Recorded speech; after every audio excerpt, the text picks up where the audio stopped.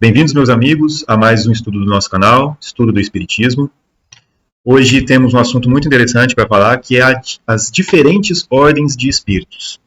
Este assunto está lá no capítulo 1 dos Espíritos, que, por sua vez, está na parte 2ª do Mundo Espírita, ou Mundo dos Espíritos, do Livro dos Espíritos.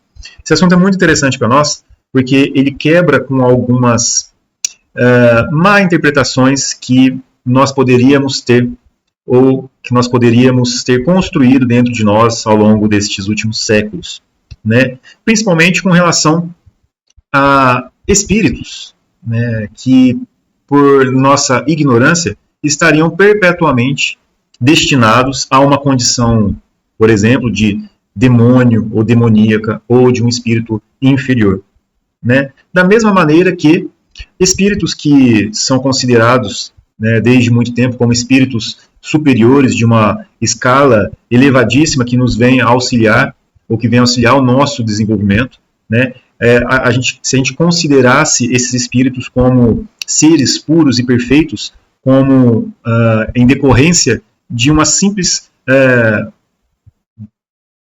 desejo, vamos dizer assim, de Deus, de os fazer desta forma, perfeitos, né? Ou seja, eles são criados dessa maneira, perfeitos como são agora, mas sem passar por um processo, né? Eles são simplesmente criados assim. Então, essas interpretações, né, vamos colocar dessa maneira, né, elas, com este assunto e outros tantos que a doutrina espírita nos esclarece, ela nos ajuda a compreender a justiça divina, em primeiro lugar, né, e também compreender que não existe parcialidade da parte de Deus no sentido de criar uns ou outros de maneira mais perfeita ou com maiores privilégios do que outros, né? Então, esses assuntos são muito interessantes de serem estudados e a doutrina espírita ela esclarece muito bem. E este assunto, né, diferentes ordens de espíritos, é um dos primeiros assuntos que nos auxilia a compreender esta questão, né? Tanto é que ela está ali no capítulo 1 dos Espíritos, né?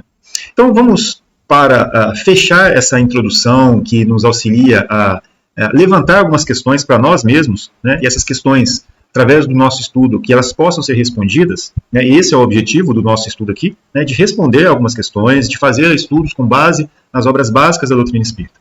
Então, vamos pegar aqui uma questão, que é a questão 131. Apesar de ela não estar no nosso estudo aqui, ou diferentes ordens de espírito, essa questão ela não está contida nesse item, eu coloquei ela aqui para que a gente possa refletir sobre essas questões. Então, na questão 131, que já está um pouquinho mais lá para frente, porém ainda neste capítulo, né, Kardec pergunta o seguinte: há demônios no sentido que se dá a esta palavra? E a resposta dos espíritos é a seguinte: se houvesse demônios, seriam obra de Deus. Mas, porventura, Deus seria justo e bom se houvera criado seres destinados eternamente ao mal e a permanecerem eternamente desgraçados? Se há demônios, eles se encontram no mundo inferior em que habitais e em outros semelhantes. São esses homens hipócritas que fazem de um Deus justo um Deus mau e vingativo e que julgam agradá-lo por meio das abominações que praticam em seu nome. Olha só quanto esclarecimento que esta resposta nos traz, né? Em nos lembrar, inclusive, da bondade infinita de Deus para com todas as suas criaturas. E aqui a gente já tem uma questão muito interessante, porque Deus não cria os seus filhos, ou, no caso aqui, os espíritos, né? A gente já falou um pouco sobre o processo de evolução espiritual, mas considerando, portanto, esses espíritos, né, Deus não seria justo se criasse uns para se destinarem eternamente ao mal, ou a eternamente estarem numa condição desgraçada, e a outros, né, permanecerem em uma condição de perfeição frente a outros, né, ou de forma relativa a outros. Esta questão é tão importante porque ela nos auxilia a compreender o estado atual da nossa humanidade terrestre, né, e compreender as diferentes ordens de espíritos que também estão encarnados, se manifestando com as suas individualidades, obviamente, de diferentes maneiras. E esta manifestação, ela é caracterizada pelos aportes morais, espirituais e intelectuais de todos eles, né? O que explica tanta diferença entre uns e outros, alguns praticando ainda por ignorância, como nós estamos vendo aqui, né, o mal, outros praticando bem, outros avançando em ciência, outros avançando moralmente, outros, aos nossos olhos, permanecendo de maneira estacionária, mas, na verdade, todos nós estamos evoluindo, uns em um caminho diferente dos outros, né, uns mais rápido, outros mais devagar, outros em caminhos mais tortuosos, porém todos evoluindo, todos com a mesma destinação e todos partindo do mesmo ponto ou do mesmo princípio. E isso que nos dá a ideia da justiça divina, onde todos terão a oportunidade de se aperfeiçoarem, de passarem por esse processo evolutivo e de chegarem à sua destinação final. Como nós falamos, cada um tendo o seu caminho. E esse caminho, na verdade, é o resultado do livre-arbítrio que existe em cada um de nós. Então, Deus, na sua inteligência, na sua sabedoria infinita, ele permite que todos nós desenvolvamos o nosso livre-arbítrio, que é, basicamente, as nossas possibilidades de escolhas entre um caminho e o outro. E, obviamente, né, que nós vamos ser obrigados a colher os frutos de cada um desses caminhos que nós escolhemos. Portanto, né, dentre estas escolhas, nós acabamos aprendendo o que é certo e o que é errado. E é isso que nos faz admirar a sabedoria divina. Né? Muito interessante essas reflexões, porque nos auxiliam a compreender não apenas o estado dos espíritos no mundo dos espíritos, né? Ou seja, na erraticidade aqui para nós, no nosso entendimento, mas também a nós, aqui encarnados, e a compreendermos os diferentes estados, os diferentes estágios em que cada um de nós se encontra. O que nos auxilia a compreender também, né, o processo evolutivo que nós passamos. Né? Ajuda também a compreender aquilo que cada um aquilo que cada um de nós passa. Para entender, na verdade, e chegar à conclusão de que não existe injustiça, e sim a justiça atuando em todos os lugares, com todos, de maneira igual. E aí, né, nesta questão, a reencarnação ela surge como a chave para a compreensão ou para ligar todos esses conceitos. Porque se nós tivéssemos apenas uma encarnação, nada disso seria possível, porque nós não teríamos ainda a condição de acertar todo o caminho. Não é isso? Então, através das diferentes encarnações, é possível que este processo evolutivo seja possível, onde nós encarnamos, desenvolvemos algumas qualidades, né, estacionamos em outras, desenvolvemos o nosso livre-arbítrio, erramos, acertamos, e aí voltamos para a pátria espiritual. Lá, com uma compreensão melhor, com uma visão maior e melhor sobre as coisas, nós então reencarnamos para tentar aprender novamente a fazer essas escolhas de maneira correta. Né? E esse processo se dá de muitas vidas sucessivas. Obviamente que, né, isso tudo que nós estamos comentando aqui faz parte de todo esse estudo do Livro dos Espíritos. A obra a obra dos Espíritos, né, ela trata, basicamente, né, de questões relacionadas a tudo isso que nós estamos falando. Portanto, né, a compreensão desses itens, desses capítulos, desses conteúdos que nos são esclarecidos, ela é extremamente relevante. Nesse sentido, é necessário que a gente estude, compreenda, entenda, discuta, reflita e vivencie. Né? Então vamos lá. Após essa pequena introdução, né, vamos continuar aqui os nossos estudos. Antes de continuar ou de começar a trabalhar a primeira questão, que é a questão 96, né, que está dentro desta diferentes ordens de espírito, eu trouxe aqui um texto que está lá no Evangelho segundo o Espiritismo, no capítulo 3. Há muitas moradas na casa de meu pai.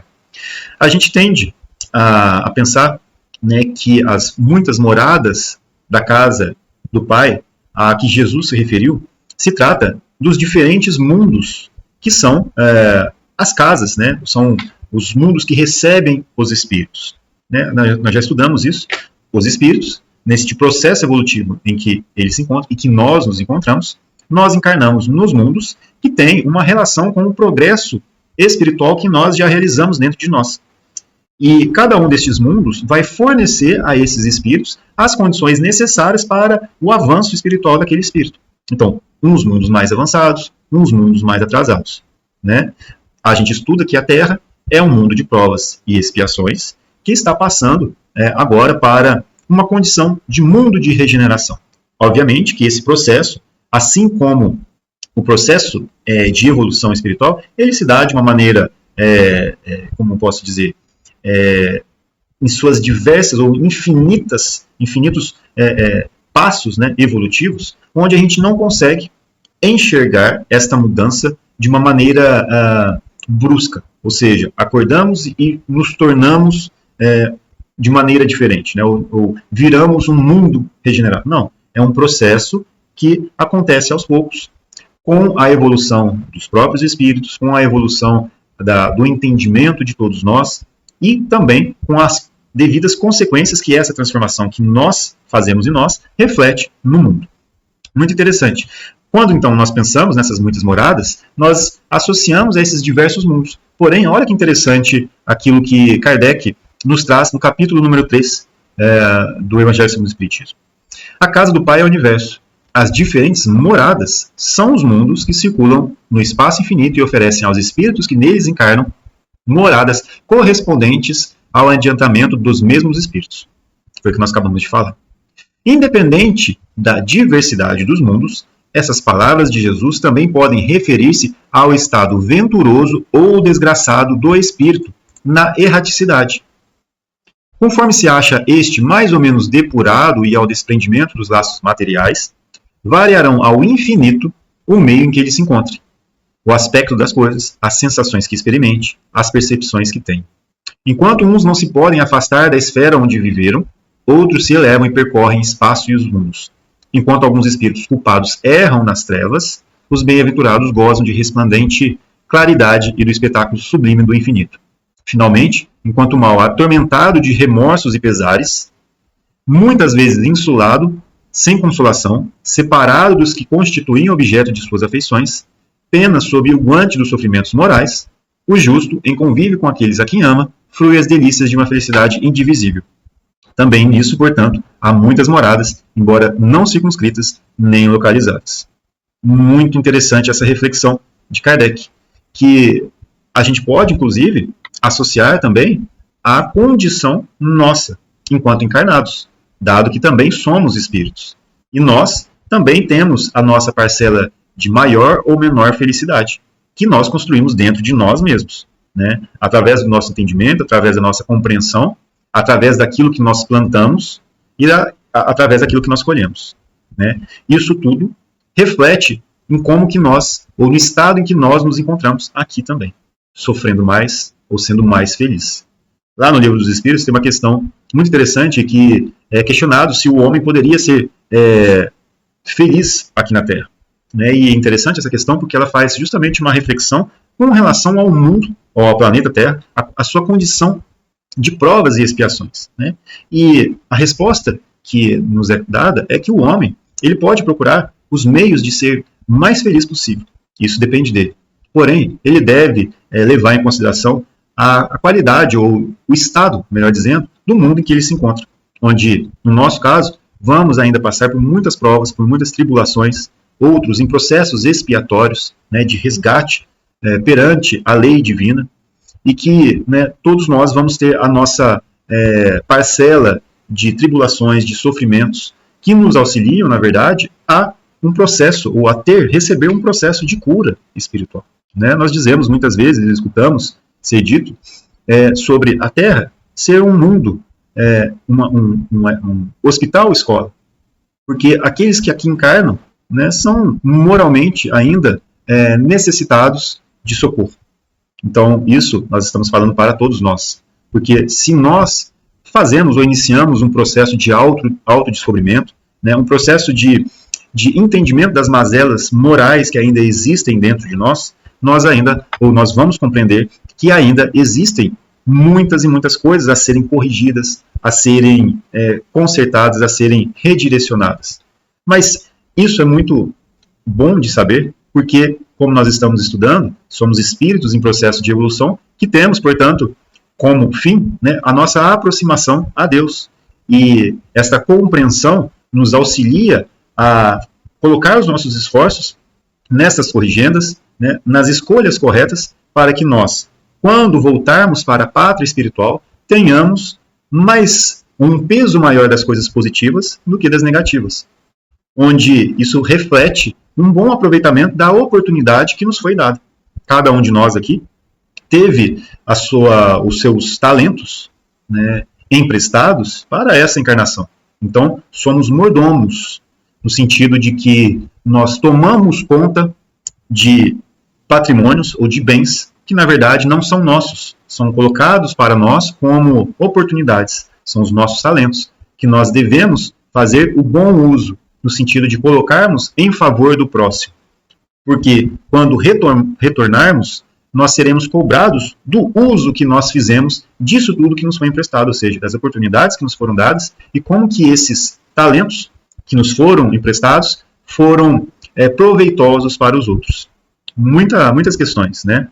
Muitas reflexões que têm como base o entendimento do Evangelho. Então, muito importante. Aí a doutrina espírita ela se complementa em todas essas questões, né? Então, vamos lá para a primeira questão desse nosso estudo de hoje. Questão 96. São iguais os espíritos ou há entre eles qualquer hierarquia?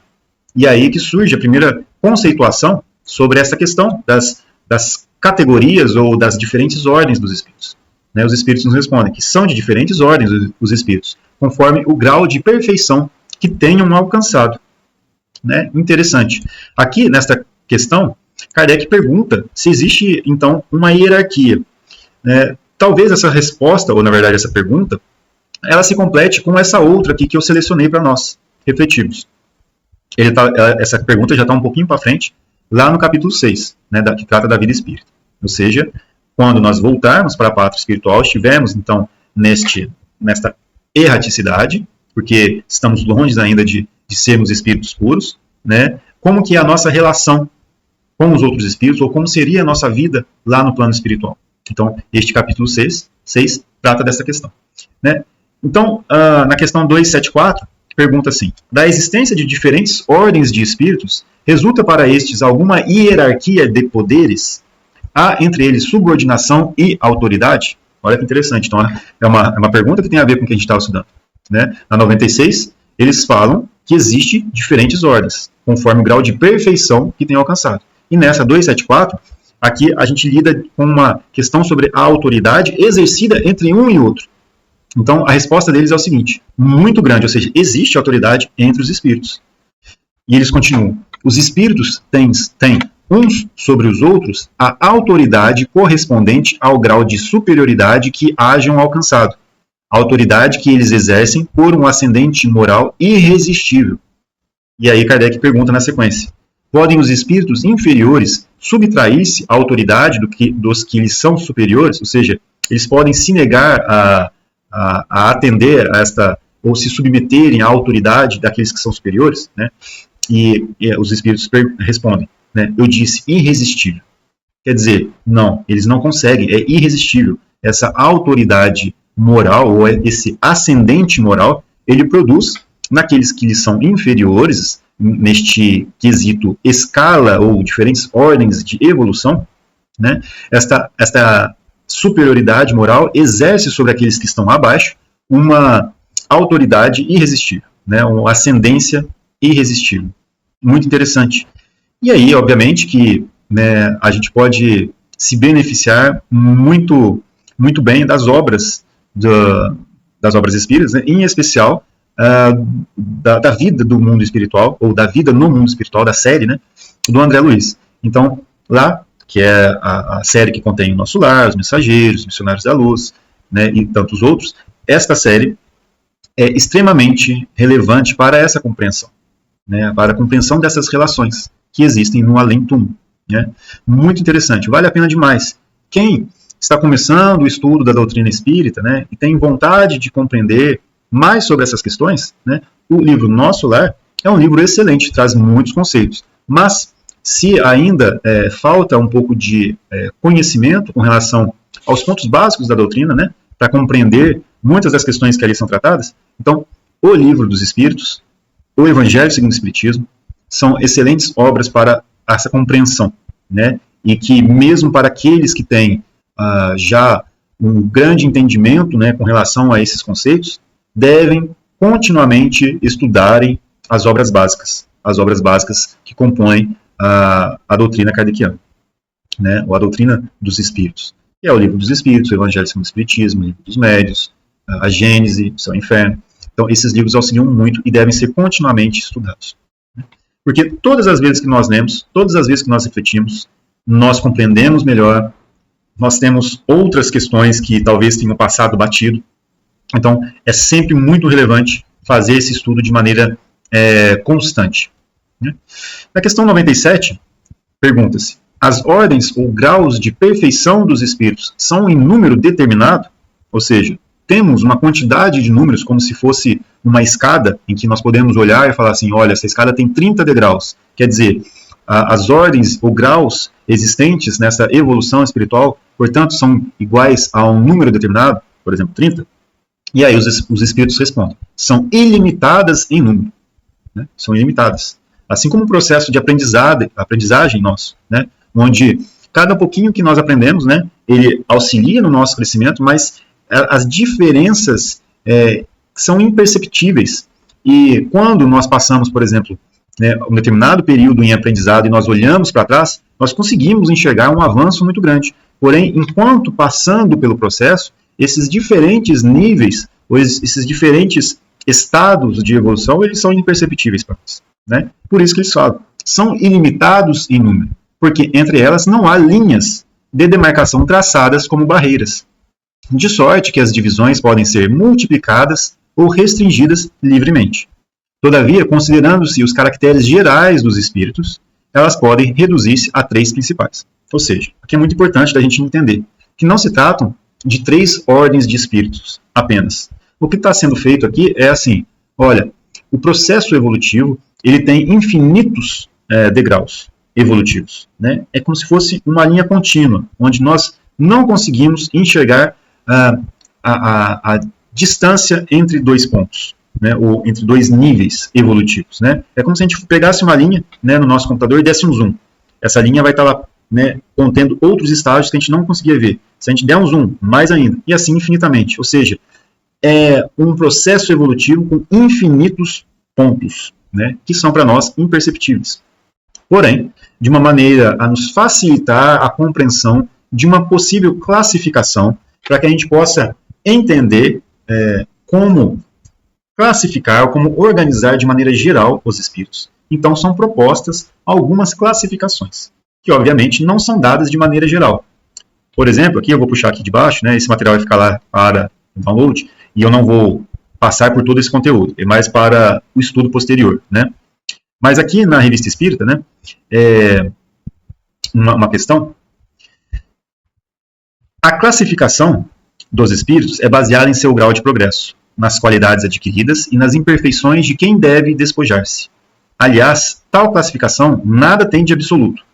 Cada categoria só apresenta um caráter marcante no seu conjunto, mas de um grau a outro a transição é insensível e nos limites a nuance se apaga, como nos reinos da natureza, nas cores do arco-íris ou como nos vários períodos da vida humana. Pode-se, pois, formar um maior ou menor número de classes, conforme o ponto de vista sobre o qual se considerar o assunto. Então, esta classificação ela não tem nada de absoluto. É simplesmente para que nos auxilie a compreender, né, esta classificação e nos auxiliar também a refletir sobre questões que vão ser tratadas no futuro, dentro do estudo da doutrina espírita. Como, por exemplo, as próprias manifestações espíritas, né, onde nós recebemos informações, a própria obra do Livro dos Espíritos, as diferentes informações, né, onde temos informações que contêm maior ou menor entendimento sobre um determinado assunto, né, maior ou menor ignorância. Também podemos receber mensagens que têm cunho de maldade, no sentido de trazer uma informação negativa, que propõe, né, de certa maneira, nos incitar a uma determinada má compreensão ou nos enganar. Né? Então, por isso que lá no Livro dos Médiuns, a questão do fundo da mensagem, ou da compreensão da mensagem que é trazida, é muito relevante.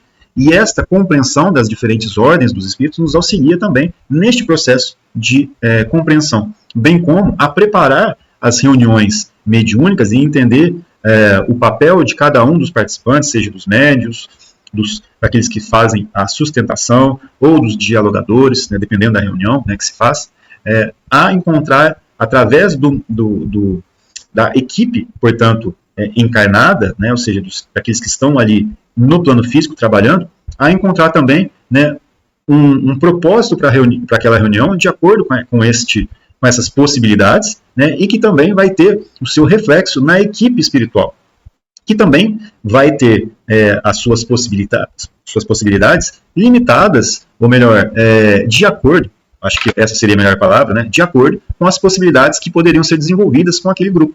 Então, essas possibilidades, né, ou aquilo que se poderia desenvolver, também está de acordo com o que a equipe poderia oferecer. E que, refletindo no grupo espiritual, lá, portanto, nós também teremos espíritos de determinados conhecimentos, com determinadas possibilidades, que vão, portanto, auxiliar ao melhor desenvolvimento, né, um desenvolvimento sinérgico entre as duas equipes, para a melhor forma de aproveitar os recursos disponíveis, né? Então, dentro dessas classificações, né, que eles colocam aqui como 3, sendo as principais, eles dizem o seguinte: na primeira, colocar-se-ão os que atingiram a perfeição máxima, são os puros espíritos. Formam a segunda os que chegaram ao meio da escala. O desejo do bem é o que neles predomina. Pertencerão à terceira os que ainda se acham na parte inferior da escala, os espíritos imperfeitos. A ignorância, o desejo do mal e todas as paixões más que lhes retardam o progresso, eis o que os caracteriza. Muito relevante isso. Então, uma questão também para todos aqueles que já estão familiarizados com a doutrina espírita, é que quando nós falamos espíritos inferiores, né, ou espíritos imperfeitos, nós não estamos, de certa maneira, denegrindo, né, aqueles espíritos, ou condenando aqueles espíritos a um estágio de imperfeição ou de submissão, no sentido de que eles são piores. Não. O que nós estamos fazendo é simplesmente tentando encontrar uma maneira de compreender as suas qualidades espirituais de maneira geral, né? Entendendo aquilo que caracteriza o comportamento moral, espiritual e intelectual daquele espírito, por exemplo, que se comunica, né? Para que nós tenhamos, então, uma compreensão das suas possibilidades, ou das suas capacidades, né? E daquilo que caracteriza o seu comportamento, para que isso também sirva de resguardo para nós, principalmente nas reuniões mediúnicas. Então, quando nós falamos sobre espíritos imperfeitos, ou espíritos inferiores, nós nos referimos a essa escala espírita, e não que eles são destinados a esta condição imperfeita, como nós acabamos de discutir, né? E que sabemos agora que que todos nós estamos passando por um processo evolutivo, no qual todos nós saímos de um ponto inferior para ascendermos até Deus, na sua compreensão, né? Não a sermos Deus, mas aproximarmos dele, não é isso? Entendermos Deus de uma maneira mais completa, né? Essa que é o nosso fim. E isso envolve a nossa evolução moral, né? O aperfeiçoamento dos nossos sentimentos, né? A eliminação dos nossos caracteres que são ruins, o avanço também na inteligência, né?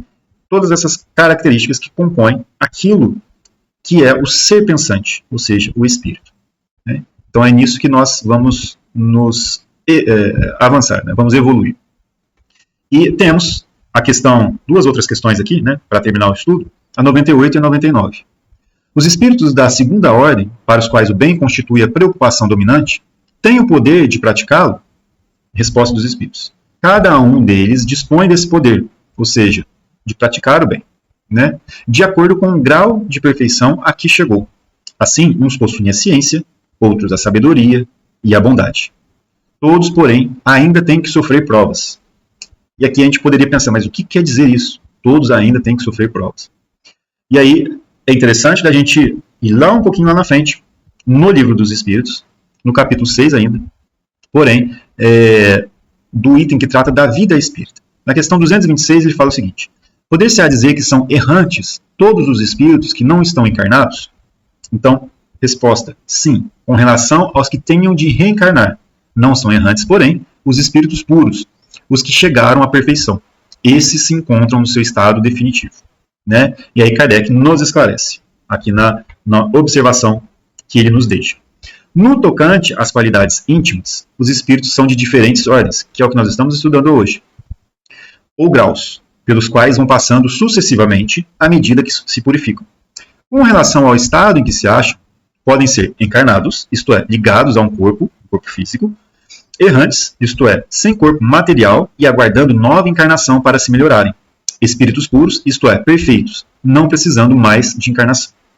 E aqui então nós temos o esclarecimento para o que eles queriam dizer, né, com o fato de que aqueles que ainda estão nessa segunda ordem ainda têm que sofrer provas, quer dizer, eles ainda não são espíritos puros. E o fato de não ser espíritos puros, ou seja, não serem espíritos que alcançaram essa perfeição relativa dentro da nossa capacidade de entendimento, são espíritos ainda que precisam passar por encarnações para se melhorarem ou para se purificarem. E dentro deste contexto, né, em que espíritos ainda precisam de encarnações para se purificarem, o intervalo que separa uma encarnação da outra é justamente o período em que eles se encontram na erraticidade. São espíritos errantes, que ainda, portanto, precisam se purificar, ou se melhorar, ou se corrigir em algum aspecto, ou aprender alguma coisa, né, em algum aspecto. Ou seja, precisam ainda evoluir, porque ainda não alcançaram a sua perfeição, né? Como a gente está vendo aqui dentro dessas escalas, ou dentro desses grupos que nós estamos estudando, né? Então, o fato de ainda não terem alcançado esse estágio de purificação, ou de espíritos puros, e que, portanto, ainda são espíritos errantes, que precisam passar pelas encarnações. Então, por isso, os espíritos aqui nos responderam que todos estes, né, sejam os da terceira classe ou da segunda classe, todos nós ainda precisamos passar por provas, passar por processos de purificação através das diferentes encarnações, através das vidas sucessivas, né? Fizemos, portanto, um esclarecimento aqui com relação à segunda ordem e temos uma pergunta com relação aos de terceira ordem. Não, desculpa, li a resposta sem ler a pergunta. 99. Os da terceira ordem são todos essencialmente maus? Não. Uns aqui não fazem nem o mal nem o bem. Outros, ao contrário, se comprazem no mal e ficam satisfeitos quando se lhes depara a ocasião de praticá-lo. Há também os levianos ou espolvados, mais perturbadores do que malignos, que se comprazem antes na malícia do que na malvadez, e cujo prazer consiste em mistificar e causar pequenas contrariedades de que se ri, né? Muito interessante esse assunto, porque então a gente poderia inclusive pensar, né, onde nós nos encontramos dentro deste contexto geral, dentro dessas classificações gerais, né? Acho que o estudo ficaria muito grande se nós abordássemos todo este assunto aqui em um único estudo. Então, o que eu proponho? Para que aqueles que tenham um interesse, né, de fazer esse estudo, ou de fazer a leitura, porque a própria leitura já é muito esclarecedora, no Livro dos Espíritos, aqui nós tratamos, né, das diferentes ordens dos Espíritos, né? Eu vou abrir aqui o Livro dos Espíritos, que vai nos auxiliar a melhor visualizar. Então, aqui no Livro dos Espíritos, né, temos as diferentes ordens dos Espíritos, nas questões 96 a 99, que nós acabamos de estudar. E este assunto se complementa com a escala espírita, que está no item 100, né, onde ele trata dos detalhes referentes em relação a estes três grupos. E aí, né, a partir desta pequena introdução, né, que contém basicamente, né, e com muito mais detalhes, aquilo que nós estudamos hoje, mas na sequência ele fala da terceira ordem, né, que é o que nós falamos como sendo os espíritos imperfeitos, e aqui ele define 5 classes, ou 5 outros grupos que compõem este grupo maior, né? Mais uma vez, não se trata de uma classificação absoluta, mas simplesmente de uma maneira que nos permita a visualizar caracteres ou características gerais, né, que são bem marcantes para um determinado grupo de espíritos, de tal forma a nos auxiliar a compreender as suas características, né? Então, dentro dessa terceira ordem, nós temos 5 outros subgrupos, né, onde ele fala das classes, a 10ª classe sendo os espíritos impuros, né, a 9ª classe, espíritos levianos, A 8ª classe, espíritos pseudo-sábios. A 7ª classe, espíritos neutros. A 6ª classe, espíritos batedores e perturbadores. Kardec, então, ele coloca alguns detalhes que foram resultado, ou que são resultado das observações que ele obteve frente ou em consequência das relações ou do estudo da doutrina, né, na sua origem, né, ou seja, das comunicações que ele participava, de que ele recebia, daquilo que ele vivenciava dentro das reuniões, ele propôs, portanto, estas classes, ou essas características, de maneira a compreender, mais uma vez, né, essas características gerais de cada um dos espíritos, né? E aí ele coloca, né, a 2ª ordem, os bons espíritos, onde ele coloca 4 outras classes, né? A 5ª classe, espíritos benévolos, na 4ª classe, espíritos sábios, na 3ª classe, espíritos de sabedoria, na 2ª classe, espíritos superiores, né? E na 1ª ordem dos espíritos puros, que se compreende de uma única classe, né? Que é a 1ª classe, a classe única, são os espíritos que já percorreram todos os degraus dessa escala evolutiva e que já alcançaram, né, esta perfeição espiritual, né? Ou seja, que se despojaram de todas as impurezas da matéria, né? Então, é muito interessante a gente fazer essa leitura que vai ficar, né, como uma proposta para ser feita em casa, né?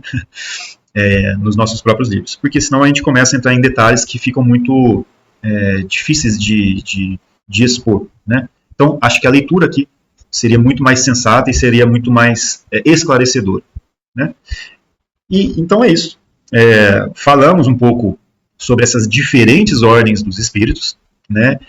Falamos sobre esse processo evolutivo de que todos nós participamos, né? Tiramos aqui, ou pelo menos abordamos, questões que porventura poderiam nos vir à mente, né? Como, por exemplo, essa questão de demônios, de espíritos superiores, como tendo já sido feitos ou criados dessa maneira. Então, tratamos todas essas questões que acho que já dá uma boa reflexão para nós. Vou deixar esse material para uma consulta de quem quer que tenha interesse, né? Com um pouco mais de detalhes aqui, né? E vocês podem, portanto, se não tiverem o Livro dos Espíritos, né, fazer o download desse material e consultar. Bom, muito obrigado pela participação de todos. Nos encontramos no nosso próximo estudo. Agradeço pela participação e fiquem com Deus. Jesus abençoe a todos e até o nosso próximo estudo.